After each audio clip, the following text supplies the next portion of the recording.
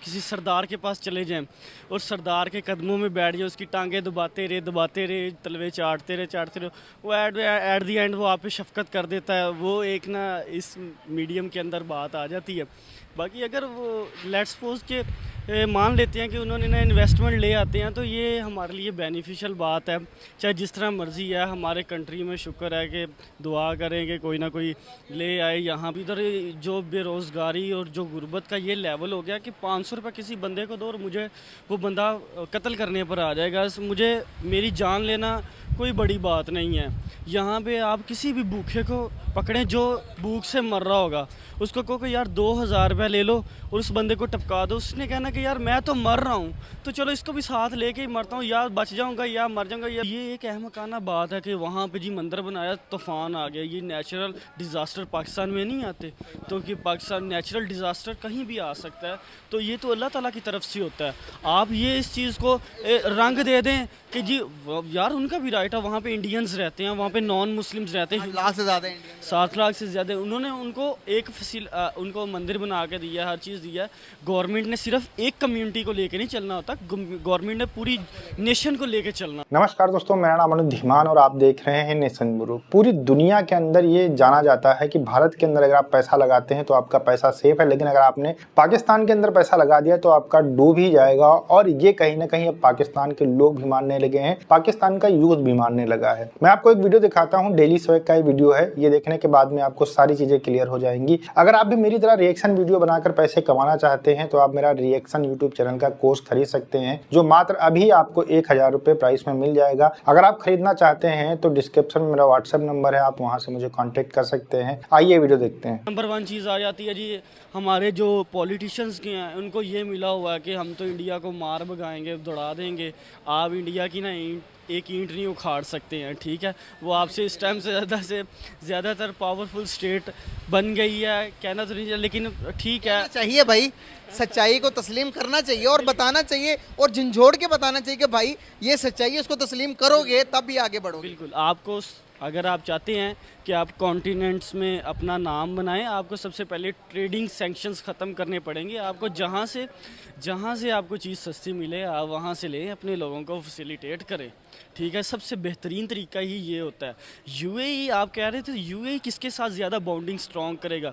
UAE उसके साथ bonding strong करेगा जहाँ से उसको बेनिफिट ज़्यादा है। आप ये बात भूल जाए, हमारा ब्रदर इस्लामी मुल्क है तो वो हमें ज़्यादा बेनिफिट देगा, नहीं। बात करने का पर्पस है कि अभी आज की न्यूज़ है कि हमारे प्राइम मिनिस्टर शहबाज शरीफ साहब यूएई गए हैं। यूएई जाकर उन्होंने कहा कि भाई मैं कशकोल तोड़ के आ चुका हूँ, अब मुझे इन्वेस्टमेंट चाहिए, सिर्फ इन्वेस्टमेंट। क्या कहना चाहेंगे कि क्या वो हमें इन्वेस्टमेंट देंगे? उन्होंने वैसे यूएई ने ऐलान तो किया कि भाई 10 बिलियन डॉलर आपको इन्वेस्टमेंट करूँगा और 100 बिलियन डॉलर्स इंडिया के साथ उसने एग्रीमेंट किया है कि भाई इंडिया के अंदर इन्वेस्टमेंट करूँगा या जो भी उनकी ट्रेड चलेगी। क्या कहना चाहेंगे?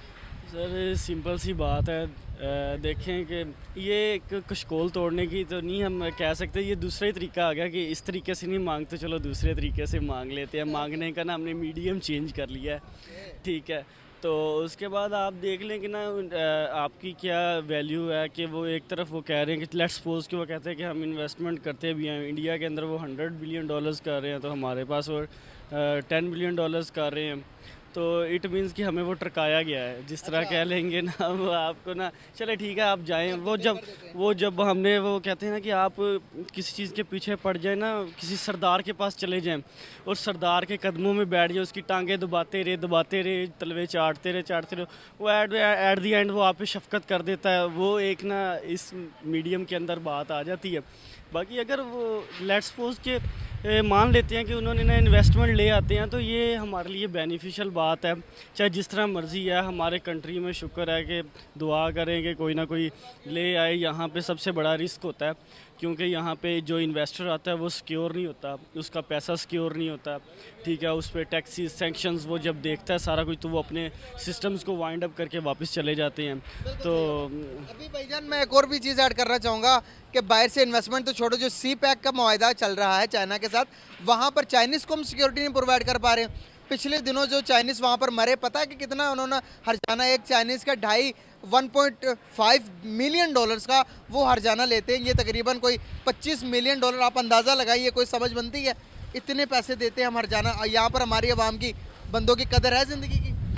देखिए सर, यहाँ पे तो पाकिस्तान के अंदर हम भी पाकिस्तानी हैं, यहाँ पे पैदा हुए हैं, बड़े हुए हैं, हमारे ख़ानदान यहीं पे चले, कहना तो नहीं चाहिए लेकिन मजबूरी है वो इस तरह के। देखिए आपकी और मेरी क्या वैल्यू है। अब इंडिया के साथ क्या वजूहत है कि वो बहुत क्लोज हैं? दुबई देखेंगे, दुबई की अगर बात करेंगे तो वो भी बड़ा क्लोज इंडिया के हाँ में हाँ मिलाता, ना में ना मिलाता।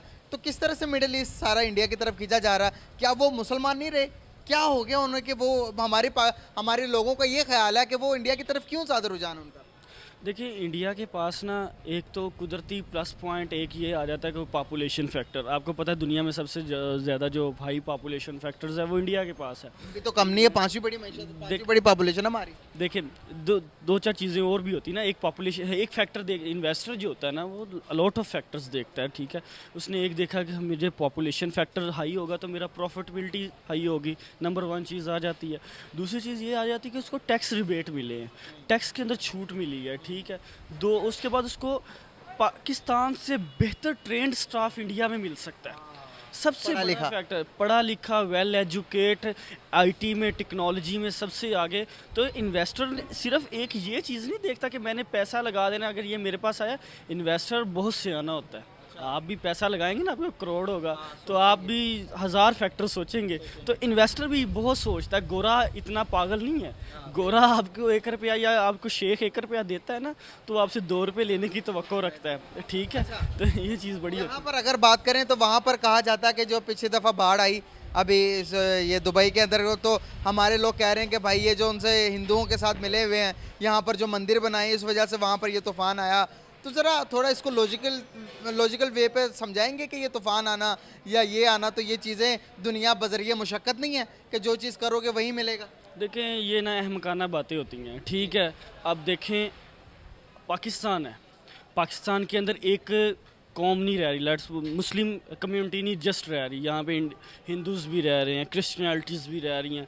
अगर आप किसी क्रिश्चियन के लिए चर्च बनाते हैं तो क्या ये आपने अल्लाह माफ़ करे गलत किया? नहीं, उनके भी राइट्स हैं। हमारे नबी ने राइट्स दिए हैं, हमारे नबी ने इवन के उनके लिए अपनी मसाजिद को खोला है। आप पिछले वाक़यात उठाएं, आपको पता लगेगा कि हमारे नबी ने उनको मसाजिद के अंदर इबादत करने के लिए जगह प्रोवाइड की थी।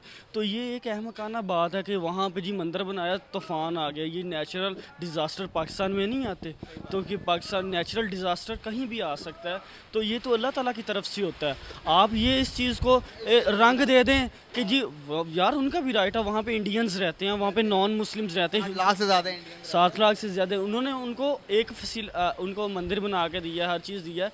गवर्नमेंट ने सिर्फ एक कम्युनिटी को लेके नहीं चलना होता, गवर्नमेंट ने पूरी नेशन को लेके चलना होता है। देखिए जिस तरीके से इस लड़के ने बहुत ही लॉजिकल बात की है, ऐसा आप किसी पाकिस्तानी से एक्सपेक्ट नहीं कर सकते हैं। मैंने बहुत सारे पढ़े लिखे पाकिस्तानी देखे हैं लेकिन वो कहीं ना कहीं बाद में आकर अटक ही जाते हैं। यहाँ पर सबसे पहले बात की गई है कि इन्वेस्टमेंट क्यों पाकिस्तान के अंदर नहीं आता है, इनके प्रधानमंत्री दुनिया भर के अंदर जाते हैं तो हाथ पांव क्यों जोड़ना पड़ता है। उसका सबसे बड़ा एग्जाम्पल मैं आपको बता देता हूँ। पाकिस्तान के अंदर अगर कोई भी वहां पर इन्वेस्टमेंट करता है और उसको कहीं ना कहीं खतरा क्या रहता है, पाकिस्तान के रिलीजन से खतरा रहता है, इस्लाम से खतरा रहता है। जैसे कि अभी आप देख लीजिए कि इजराइल और फिलिस्तीन की लड़ाई चल रही है, गाजा की लड़ाई चल रही है। इसकी वजह से KFC का एक रेस्टोरेंट था POK के अंदर, वहां पर भीड़ इकट्ठा होकर जाती है और उसको आग लगा देती है और कहती है कि भैया ये यहूदियों का रेस्टोरेंट है, इसको हम यहाँ से खत्म कर देंगे। इसी तरीके की घटना होती है कि श्रीलंका का एक व्यक्ति काम कर रहा होता है पाकिस्तान के अंदर और उस पे जो है इल्जाम लगाया जाता है कि इसने इस्लाम की बुराई की है और उसको लेकर उसको बीच बाजार के अंदर जिंदा जला दिया जाता है। तो इस तरीके की बहुत सारी ऐसी घटनाएं होती हैं जिससे बिजनेसमैन अगर अपना पैसा पाकिस्तान के अंदर लगाएंगे तो डूब ही जाएगा। जबकि भारत के अंदर अगर पैसा लगाते हैं तो यहाँ पर सिक्योरिटी भी मिलती है और सरकार का कमिटमेंट भी मिलता है। लेकिन पाकिस्तान के अंदर आर्मी अपनी तरफ उसको नोचने की कोशिश करती है, गवर्नमेंट के नेता जो है वो अपनी तरफ, ऑफिसर अपनी तरफ। इस वजह से पाकिस्तान के अंदर कोई भी इन्वेस्टमेंट नहीं करना चाहता है। यहाँ तक कि जो मुस्लिम कंट्रीज हैं वो भी पाकिस्तान के अंदर इन्वेस्टमेंट नहीं करना चाहती हैं। सिक्योरिटी और करप्शन की इतनी ज्यादा दिक्कत वहां पर हो चुकी है कि जो पाकिस्तान के कपड़ा व्यापारी थे, जो बड़ी बड़ी मीलें चलाते थे, वो भी आजकल बांग्लादेश के अंदर शिफ्ट हो रहे हैं और अपना कारोबार वहां पर शिफ्ट कर रहे हैं। तो आप इससे अंदाजा लगा लीजिए कि पाकिस्तान के अंदर कारोबार करना, पैसा इन्वेस्ट करना कितना ज्यादा रिस्की हो सकता है। और रही बात मंदिर की, तो मंदिर को लेकर यहाँ पर इन्होंने बहुत ही पॉइंट आउट करके बात की है कि अगर लोग रहेंगे तो हाँ मंदिर भी होगी, मस्जिद भी होगी और भी चीजें होंगी, लेकिन पाकिस्तान के जाहिल लोगों को यही लगता है कि भैया ये सिर्फ और सिर्फ जो बाढ़ आई थी या दिक्कतें दुबई के अंदर हुई थी वो मंदिर की वजह से हुई है। तो ये जहालत ना इनके दिमाग के अंदर इसी तरीके से भरी हुई है। वीडियो कैसा लगा मुझे कमेंट सेक्शन में जरूर बताइएगा। मिलते हैं नए वीडियो के साथ। नमस्कार, धन्यवाद, जय हिंद, जय भारत।